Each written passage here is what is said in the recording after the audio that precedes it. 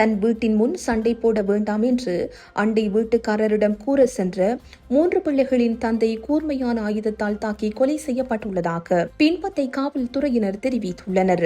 உயிரிழந்தவர் பின்வத்தை லெஸ்லி குணவர்த்தன மாவட்டத்தைச் சேர்ந்த 42 வயதான சம்பத் சில்வா என்று அடையாளம் காணப்பட்டுள்ளார். காவல்துறை முன்னெடுத்த விசாரணைகளின்படி நேற்று மாலை உயிரிழந்தவரின் வீட்டின் முன் 3 பேருக்கிடையே கடும் வாக்குவாதம் ஏற்பட்டுள்ளது. அப்போது உயிரிழந்தவர் வீட்டிலிருந்து வெளியே வந்து தனது வீட்டின் முன் சண்டையிட வேண்டாம் என்று எச்சரித்துள்ளார். இந்த சண்டையில் ஈடுபட்டிருந்த உயிரிழந்தவரின் அண்டை வீட்டுக்காரர் இதனால் கோபமடைந்து உடனடியாக அவரது வீட்டுக்கு சென்று கூர்மையான ஆயுதத்தை எடுத்து குறித்த நபரின் கழுத்தில் பலமாக தாக்கியதாக விசாரணையில் தெரிய வந்துள்ளது. குறித்த தாக்குதலில் படுகாயமடைந்த அவரை அவரது குடும்பத்தினரும் அப்பகுதியினரும் மருத்துவமனையில் அனுமதிக்க நடவடிக்கை எடுத்தனர். மருத்துவமனையில் அனுமதிக்கப்பட்ட போதே அவர் உயிரிழந்து விட்டதாக மருத்துவமனை வட்டாரங்கள் தெரிவிக்கின்றன.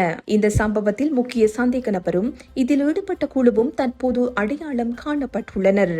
மேலும் குற்றத்தை செய்த பின்னர் அவர்கள் அப்பகுதியிலிருந்து தப்பி சென்றதாக காவல்துறையினர் தெரிவிக்கின்றனர். தலைமறைவான சந்தேக நபர்களை கைது செய்வதற்காக பின்வத்தை காவல்துறையினர் சிறப்பு நடவடிக்கைகளை தொடங்கியுள்ளனர். இந்த செய்தி உள்ளிட்ட மேலதிக விரிவான செய்திகளுக்கு www.behindmenews.org என்ற எமது இணைய பக்கத்தினை பார்வையிடவும்.